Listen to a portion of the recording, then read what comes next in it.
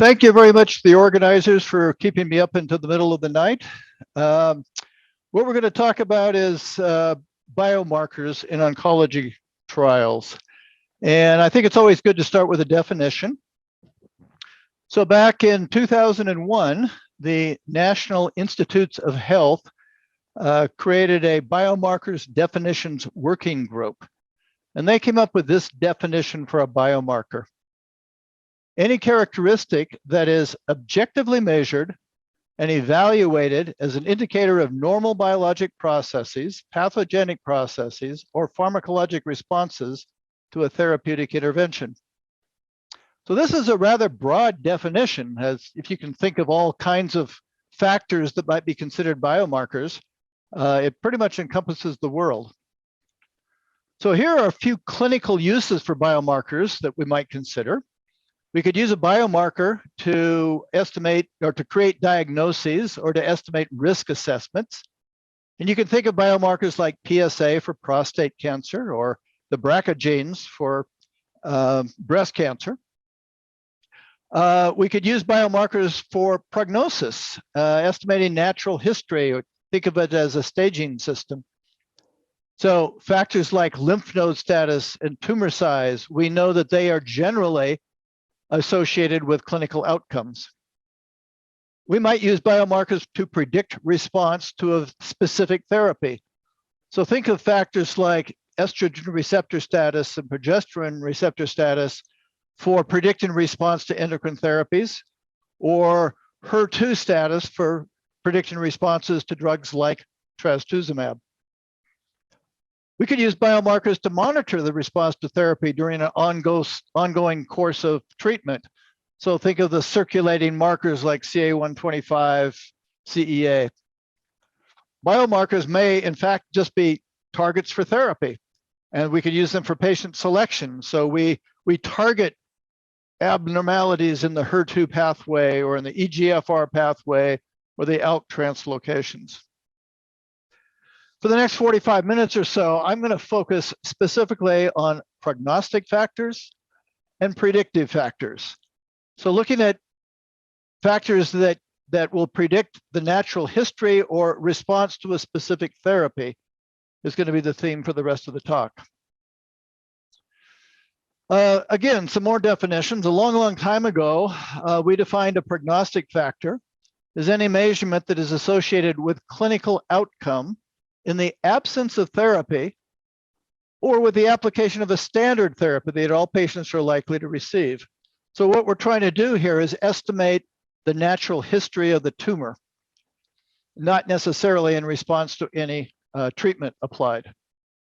A predictive factor is a little bit different. Any measurement that is associated with response or lack of response to a particular therapy. So the key here is that it is therapy specific. And again, the response isn't necessarily tumor shrinkage. It can be any of the clinical endpoints that are commonly used in clinical trials.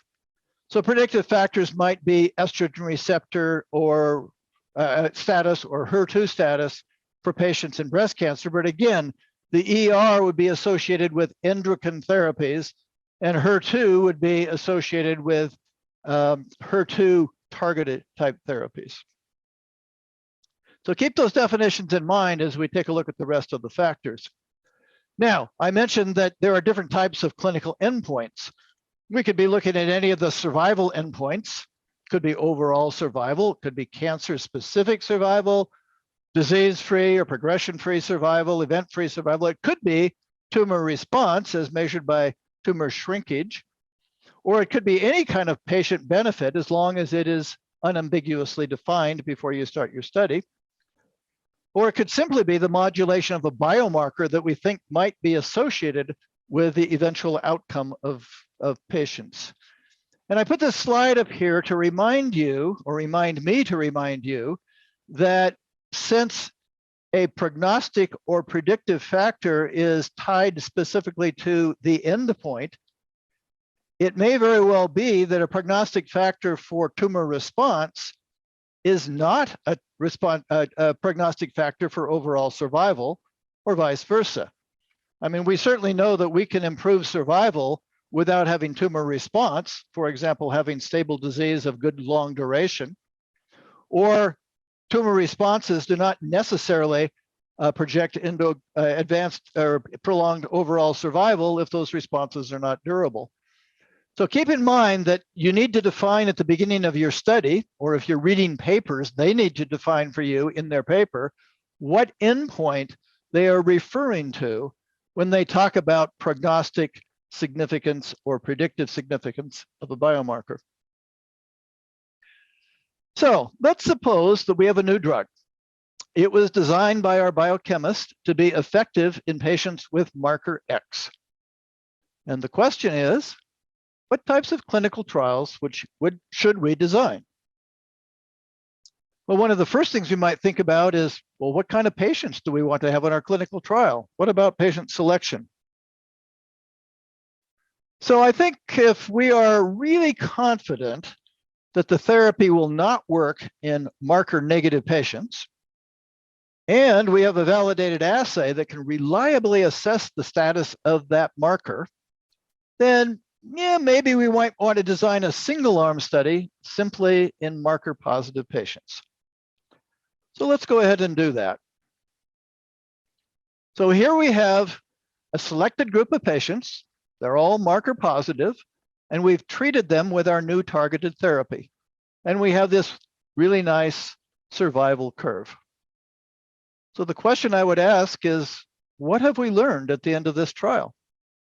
Have we learned anything about the significance of the biomarker? I would argue no, since we don't have any idea what might have happened if we had treated marker negative patients. So we didn't learn anything about the biomarker itself. Did we learn anything about the treatment? I would say, well, it all depends, but quite frankly, it's unlikely. It all depends because what is our frame of reference? If this is what happened if we had targeted therapy in the marker positive patients, what would have happened? Is there a historical precedence that would tell us what happened in the marker positive patients treated with, say, a different therapy, a standard therapy? And I would argue that very often when we're trying to determine the significance, the clinical utility of markers, the marker is relatively new, and or the assay to measure the marker is relatively new. So very seldom is there a large database of historical information that tells us what the natural progression of marker positive patients is. So clearly this survival curve is going to be influenced by the prognostic effects of marker X. It's also going to be influenced by the prognostic factors associated with the patients who have marker X that participated in the trial. We clearly cannot determine if the targeted therapy confers a meaningful benefit over standard therapy in this marker positive subgroup because we haven't tested the standard therapy in any of the patients. We cannot assess the prognostic value of marker X. If you remember the definition of a prognostic factor, it says in the absence of treatment or in the presence of a standard therapy that all patients are likely to get, is there a different outcome depending on whether the marker is positive or negative? Well, once again, we don't have any marker negative patients in the trial, so we can't learn anything about the prognostic value of marker X. And we cannot learn anything about the predictive value of marker X because the predictive value says, do I get a better benefit in marker positive patients than I get in marker negative patients, control group relative to the treated group? Well, I don't have a control group. I don't have any marker negative patients. So I can't answer any of these questions about either the marker or the treatment. Now, what if the therapy works a little bit in the marker negative patients? I mean, the chemist said it's only going to work in marker positive patients, but are we really sure about that? Or what if the marker is prognostic? What if the patients who we're studying now look different than our historical control group? Maybe it would be better to have a two-arm study. So the next question is, what kind of a two-arm study? What would we compare? For example, can we study unselected patients treated only with the targeted therapy? So we could treat all patients with the targeted therapy and then compare the marker positive patients versus the marker negative patients. That's one possibility. Can we study an enriched population only? So let's a priori decide we're only going to look at marker positive patients. And now we want to compare targeted therapy versus standard therapy in these marker positive patients. That's another possibility. Well, let's look at these in a little bit more detail. Can we study unselected patients treated only with the targeted therapy? So in this case, this is the same study that we did before where we saw what happened with the marker positive patients, but now we allow marker negative patients included. But again, all the patients are treated with a targeted therapy. So what we know is that the patients with the marker positive phenotype are surviving better than the marker negative patients. So what does that tell us? Well, it's really hard to determine because we don't have any patients that were treated with any other treatment. So I don't know whether the targeted therapy did any better than if I had treated them with some kind of a control therapy. So that's a bit of a problem. Well, how about just studying the enriched population? So now we've got all the marker positive patients. Now, here's the same targeted therapy that you saw before with our single arm study. Now we've included a standard therapy. So at least I can make a comparison between the targeted therapy and the standard therapy in the marker positive patients. And we could draw conclusions and say, in this group of patients, I can answer the question, is the targeted therapy better than standard therapy? But I'd argue that that's only half of the answer. I'd still like to know what happened in the marker negative patients. So what would have happened if we had included marker negative patients? What I'd like to do is take you through some scenarios now of adding a marker negative group and see if the outcomes in that marker negative group changes our conclusions and our recommendations going forward about either the marker or the therapy as perhaps standard therapy going forward. So I would like you to imprint in your mind these two curves, the targeted therapy, the standard therapy in marker positive patients. We'll keep that the same in every one of the scenarios that I've got. I'm going to overlay on this some possible outcomes, what might have happened if we had included marker negative patients. So here's an example. We see the improvement in the marker positive patients, and we see now in the marker negative patients, the standard therapy versus the targeted therapy, there really isn't any difference in the improvement. But let's start asking questions about the prognostic effects and the predictive effects, and what can we conclude from these 4 different treatment arms. Remember, a prognostic effect says, if we treat the patients with standard therapy, is there any difference in outcome between marker negative patients and marker positive patients? Well, as you can see here, it's exactly the same outcome in the presence of standard therapy. So that means that marker X has no prognostic utility. It doesn't make any difference whether they're negative or positive. They're going to have the same survival at the end of the day if we treat them with standard therapy. The predictive factor says there's a differential benefit depending on whether you're marker negative or marker positive. So we can see if you're marker negative, the treatment doesn't work. It gives you the same survival as if you had standard therapy. However, you have a nice efficacious benefit if they're marker positive. So there's a differential benefit if you're marker positive or marker negative. So in this scenario, the marker is predictive. It helps you choose which patients to treat, but it is not prognostic. So our conclusions that we drew from just the 2-arm study would probably be correct as long as they are focused on the marker positive patients, but we would only be guessing what happened in the marker negative patients if we didn't include those other arms in the study. Well, here's a little different scenario. So it's the same benefit for the marker positive patients, but now we have a little different group in the marker negative. You'll notice that if you're marker negative, the survival is worse than if with standard therapy than in the marker positive group. So now this is the definition of a prognostic factor. So in the presence of standard therapy, if you're marker positive, you're going to do better than if you're marker negative. That's a prognostic factor. There is still a differential benefit. So the marker positive patients have an improved survival if we treat them with our targeted therapy. In the marker negative patients, if anything, the survival is a little bit worse in the targeted therapy. So this is a situation where we still have a predictive factor. We can still identify patients who we should treat, but the marker itself becomes prognostic. So here we have two different situations. In terms of patient selection, it probably doesn't matter too much. We still have that benefit in the marker positive group, but now we know that there's no benefit in the marker negative group. Well, here's another possibility.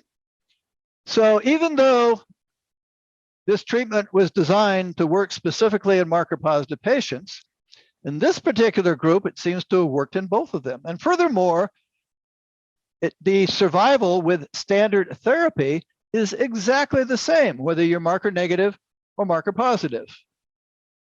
So again, there is no prognostic significance of this marker. It doesn't help you to tell the patient whether you're going to have a longer or shorter survival depending on your marker status. And in fact, the benefit in the marker negative group is exactly the same as the benefit in the marker positive group. So this says that that marker has no clinical utility whatsoever. We might as well treat all of the patients with the targeted therapy because it's going to give you the same benefit relative to standard therapy, regardless of whether your marker is negative or positive. So this is good for the drug, but it's bad for the marker. Well, here's another scenario that shifted a little bit. So in the marker positive group, we still have that same improvement that we saw before. Now in the marker negative group, we seem to have an improvement, but now notice what happens. Here, the marker negative survival is worse than the marker positive survival in the presence of standard treatment. So this is a situation where the marker itself is prognostic. The patients with marker positive disease are going to do better on standard treatment than the patients with marker negative disease. However, we still have the same relative benefit. The improvement of targeted therapy to the standard treatment is exactly the same as the in the marker negative is exactly the same as in the marker positive patients. So once again, now we have a prognostic effect, but it's not predictive. It's not going to help us decide which patients to treat if what we're interested in is improving the survival relative to their expected outcome with standard treatment.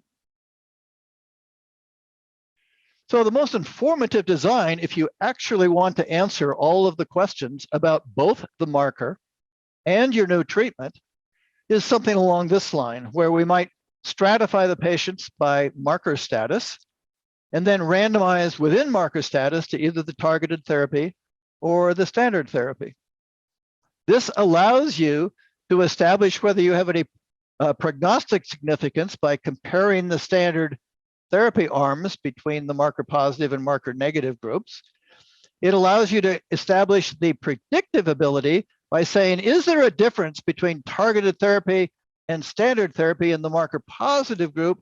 And is that difference any different than that comparison within the marker negative group? Now, the problem with this is that these can become very, very large studies, especially if the prevalence of marker positivity is very, very high or very, very low, because you may need a very large number of patients to be able to make all of the individual comparisons. Now, we just heard a lecture talking about adaptive designs, and this is a situation where a little different type of an adaptive design might be useful. You could say, I don't think there's any utility in the biomarker negative patients, but let's start out and try a little bit, and then a priori, you can create some futility analyses that say if that assumption is really true, then maybe you can drop this part of the study and go ahead and focus on the marker positive trial.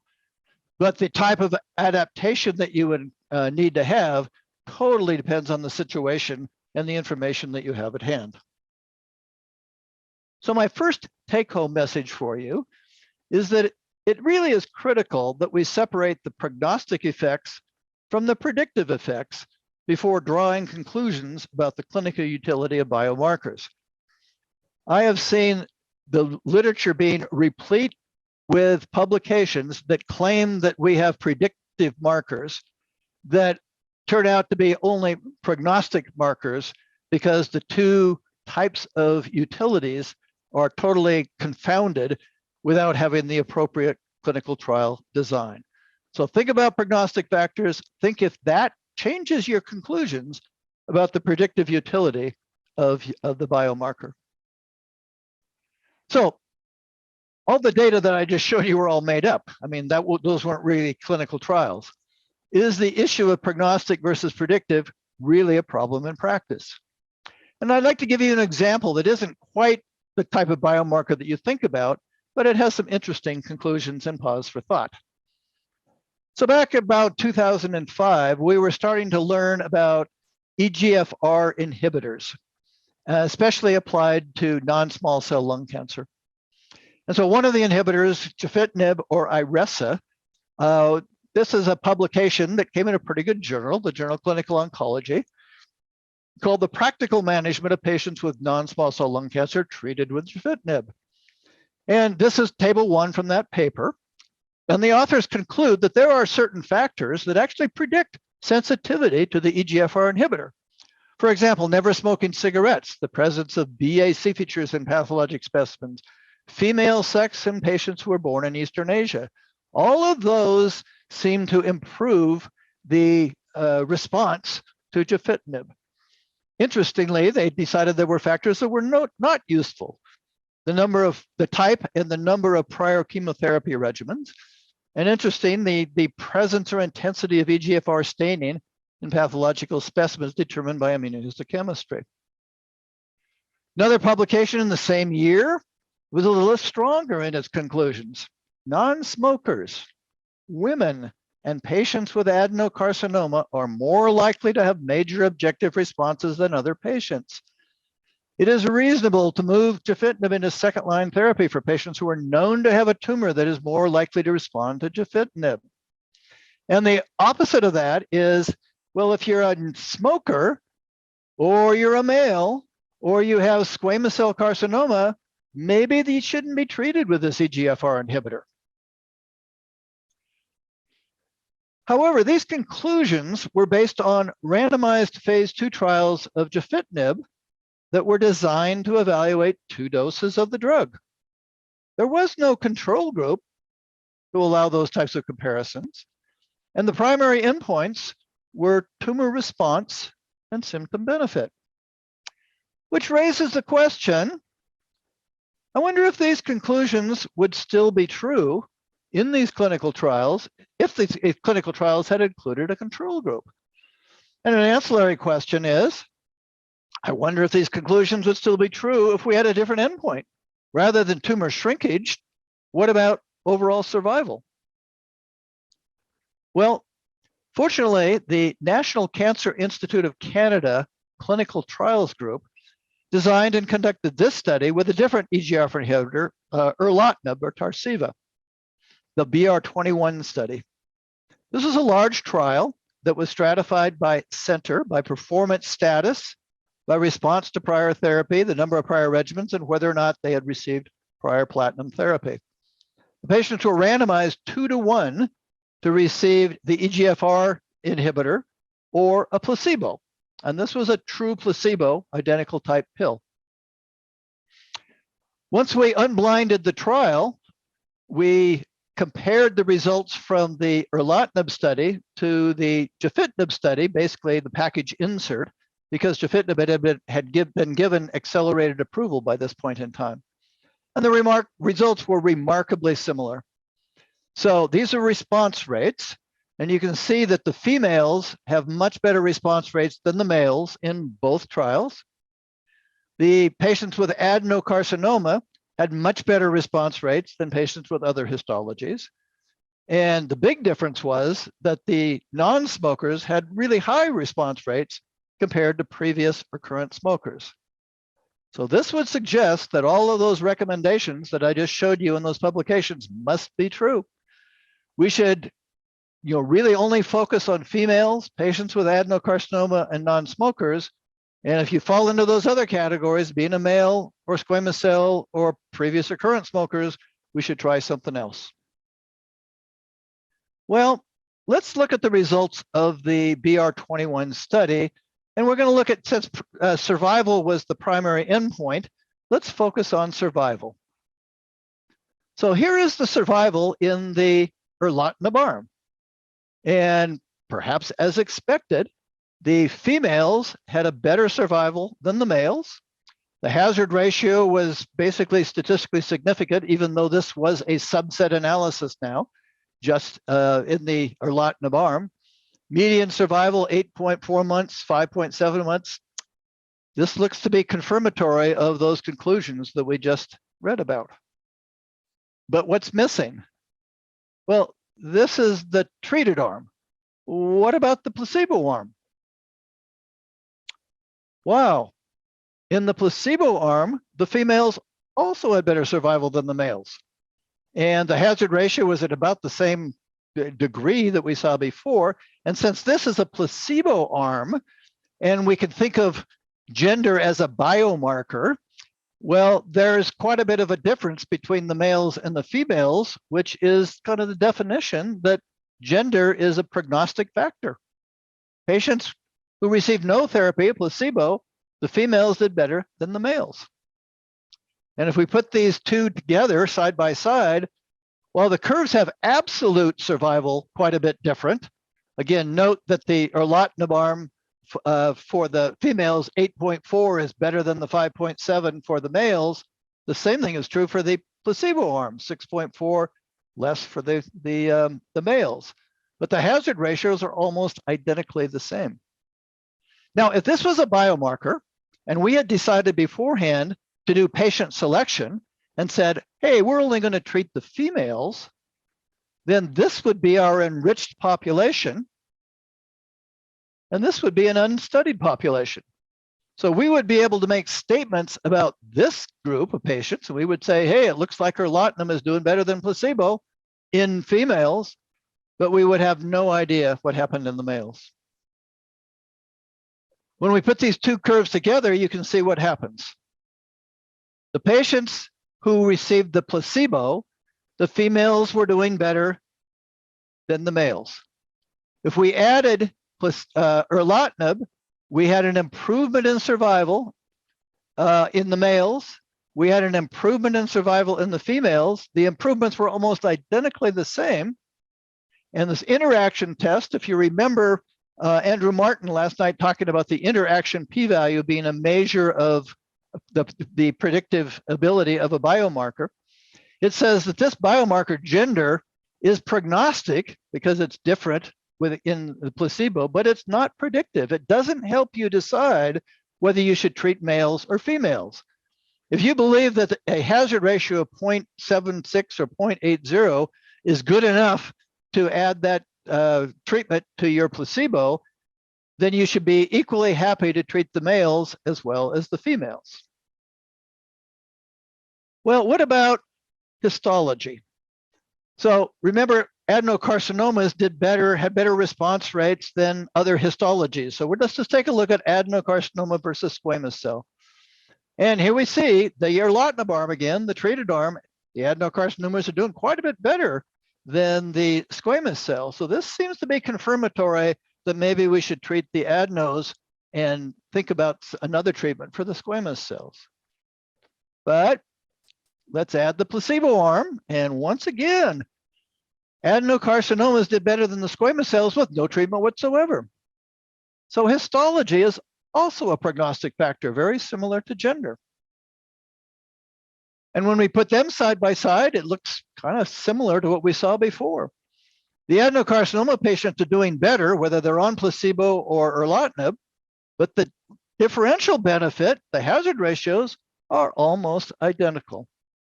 And once again, if we thought of histology as a biomarker, this would be the enriched population. We would have seen this. We would have been able to make all kinds of statements about the efficacy of the EGFR inhibitor in this enriched population, and we wouldn't have any idea what happened over here. Put them together, and this looks remarkably similar to what we saw for gender. The squamous cells and the adenos have a different outcome with a placebo without treatment. They benefit in both subsets of histologies when given the drug. So again, histology is a prognostic factor, but it is not a predictive factor. It won't help you decide which patients are going to benefit from the drug. What about smoking status? Well, now we see a really big difference in never smokers. This is the erlotinib arm again. So the patients who are on erlotinib who got the current or who are current or former smokers had a much worse survival than the patients who were never smokers. What about the placebo arm? Well, in this case, there was not much difference between the never smokers and the current or former smokers, such that smoking was not a prognostic factor in this study. You might ask, well, how can that be? This is lung cancer. Certainly, the current or former smokers must have a worse prognosis than the never smokers. Well, let me remind you that this study was second and third line treatment of patients with non-small cell lung cancer. I would argue that the current or former smokers probably had such a bad prognosis at the time of diagnosis that a substantially greater proportion of them died before they had the ability to be eligible for this particular clinical trial. But nevertheless, in the study, the patients who participated, there was not much difference on the placebo arm. Let's see, putting them side by side, you can see that there's quite a difference. There's a whopping difference in the erlotinib arm. There's a small difference. It can be made statistically significant with multivariate analysis, but that's not really clinically significant, I would argue. And when we put them together, we can see now that we have a very strong interaction p-value, meaning there is a subset, the never smokers, who are treated with the EGFR inhibitor, who are doing much better than the other subsets put together. And so smoking status is not prognostic in this study, but it is quite predictive. So my second take-home message is that patient selection early in drug development runs the risk of selecting the wrong biomarker and or the wrong assay. So there's a lot of preliminary work that needs to be done before you start getting into this selection process. So my advice regarding patient selection is you might not want to use selection and enrichment strategies too early in the development of a biomarker / treatment study, unless you are absolutely certain of the target functionality and you have a validated assay that can reliably assess the status of the marker. It's certainly a good idea to collect tissue samples to obtain preliminary information about biomarkers as early as possible in the development studies to generate the hypotheses for the future definitive studies. And I think when we start looking at patient selection factors based on biomarkers like biological pathway markers, we need to conduct the randomized clinical trials with appropriate control arms a little bit earlier in development, because again, we do not have the same type of historical control data for biomarker positive and biomarker negative data that we need to make good sample size calculations.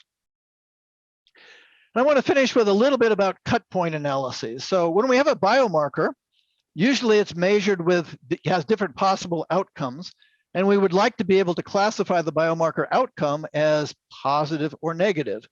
So how do we do that? How do we choose a cut point to make that happen? Well, if you look in the literature, very often, right away, people will use something like the median. Well, the median value of the biomarker. And that means that you're classifying half of the patients as low and half of the patients as high, which may not be a very good way to do that unless your clinical outcome classifies half the patients as responders and half the patients as non-responders. That's usually not the case. So sometimes we would use different quartiles, like the upper or lower quartile. Sometimes we use a value from the literature, but that can be a problem because the value from the literature assumes that you're going to be using exactly the same assay methodology. And we know that changing the methodology just a little bit can change the distribution of the assay values a lot. Other people have tried to use optimal cut points based on the correlations with clinical outcomes. And let me show you what that means. Let's suppose that we have a biomarker that has 6 values. It has 0, meaning the biomarker is not present whatsoever. It can have a value of 1, 2, 3, 4, or 5. And increasing values might mean increasing intensity, increasing in proportion cells, something along that line. And so what they do is they will take, let's say, a cut point of 1. A cut point of 1 means let's look at the zeros versus 1 or greater. Well, if we do that and calculate a p-value, well, there's no really difference. There's no really big separation. Well, let's change our mind and use a cut point of 2. So now we combine 0 and 1, call those low, and we say 2 and higher is high. Oh, now we see a little bit of white space. P-value is not quite statistically significant. Well, it's not really close, but it's getting better. All right, well, let's move it up 1. Let's use a cut point of 3. And so now 0, 1, and 2 comprise that line, and 3, 4, and 5 comprise this one. And hey, lo and behold, there's a lot of white space. There's a really small p-value. This is looking really, really good. Well, let's move the cut point 1 more and say 1, 2, 3. That gives me that curve, and 4 and 5 gives me that one. There's still white space, but we've lost significance, so that's not a good thing. And then if we use the final cut point down here, they come back together again, everything is gone. So we make this dramatic conclusion. We have found the optimal cut point for separating good survival versus bad survival.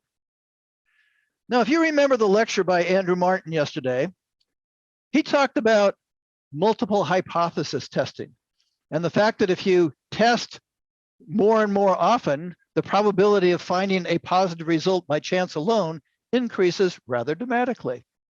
So we have found this best cut point by trial and error and doing a whole bunch of hypothesis testing. The question is, what will happen if we conduct another study and we use this cut point? Will we get a true positive, meaning in that next subset, we're going to see what we saw before, here, this nice white space, or is it just going to be a false positive because we've asked too many questions and the result turns out to be something like that? Well, quite a few years ago, my colleague Sue Hilsenbeck and I decided we would investigate the problem of false positives when continuous biomarkers are dichotomized. And we published this paper and titled it, "Why Do So Many Prognostic Factors Fail to Pan Out?" And what we did is, since we're statisticians, not clinicians, and it's a lot easier to generate patients on our computer than it is to enroll them in a study, we simulated clinical trials. And based on the literature in breast cancer at about the time we were doing this, we saw a lot of studies that had about 250 patients. The follow-up was about 6 years, and the 5-year disease for survival was about 70%. So we randomly generated a bunch of biomarker values, and we randomly generated a bunch of recurrence times and said, what happens if we go looking for cut points? And the way, this is one part of the little study that we did, and we said, let's start out with the null hypothesis. Let's start out and assume that we have a biomarker that has no impact on disease-free survival. So it's a totally useless biomarker. And let's randomly generate a bunch of possible cut points. So we started out and said, well, let's suppose there's only one cut point. So there's going to be plus, high versus low. And then we said, now let's increase it to two cut points. So now we got a low, medium, and high. And we had then up to 5, 10, 15, up to 50 different cut points. And what we did is we created clinical trials, about 200 to 300 of them. Within each clinical trial, we did all of our searching and we calculated the log rank p-value for marker positive, versus marker negative patients using all possible cut points. And then we counted the number of times that we found a cut point that had a p-value that was less than 0.05. Now remember, there isn't any cut point. So we should have expected not to have very many of them. And this is what actually happened. If there was just one cut point, we found one 5% of the time. Well, if you remember what a type 1 error rate is, that says we're willing to be wrong to have a false positive result 5% of the time. That's exactly what happened. But as we increased the number of cut points, conducted more and more statistical comparisons, hypothesis testing, calculated more and more p-values, the probability of finding one by chance alone began to increase and increase and increase, such that eventually, about 40% of the time, when there was no cut point to be found, we were able to find one. That's a lot of false positive conclusions based on multiple hypothesis testing. Now, just to prove to ourselves that our computer program was working correctly, every time we found a cut point, we conducted a new set of studies to find out whether the cut point would replicate. And this is what happened. Every time we tried to use the new cut point, it only replicated 5% of the time, which is exactly what you would expect to happen if there was no cut point to be found. So what's the problem with that? Multiple hypothesis testing, false positive results, many false positive results. One way to do this is, if you have a large enough study, is to divide it into a training set where you try to find the cut point, and then a validation set to find out whether it actually validates or not. That usually requires a pretty large study. There are some internal validation techniques called jackknives or bootstrapping, where we try to create a cut point and then validate it on a new patient and do that over and over and over again and see if we can get the results. And as Andrew told you yesterday, probably the best way to do things is with a p-value adjustment to give yourself a penalty for making these multiple comparisons. So my third take-home message is that even modest data exploration, when you're trying to find a cut point, runs a serious risk of finding an effect where none exists.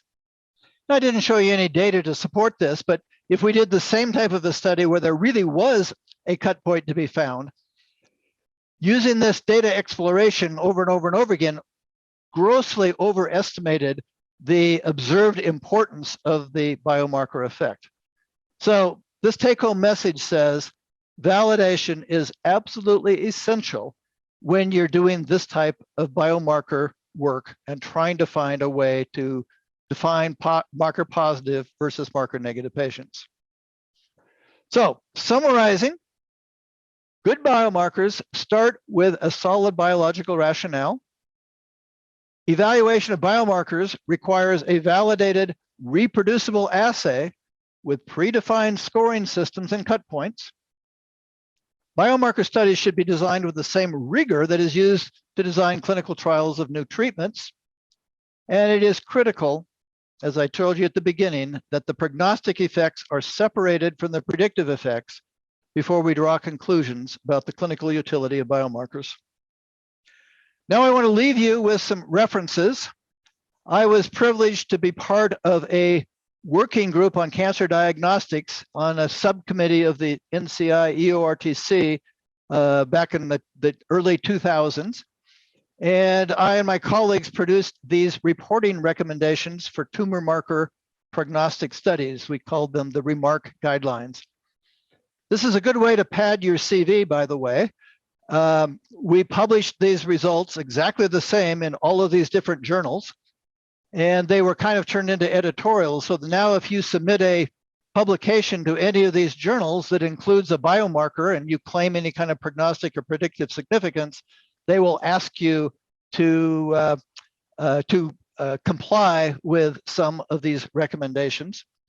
And then a few years later, my colleagues decided to publish an elaboration and explanation, which is really nice reading. So I would advise anybody who is either wants to work in the biomarker field or simply reads papers about studies that have conclusions about biomarker results, to take a look at these papers, because they'll give you some clues as to how to interpret the data. So I wish all of you luck as you design your own studies and you proceed in your careers. It's a wonderful field and it's ever expanding. So I thank you for your time.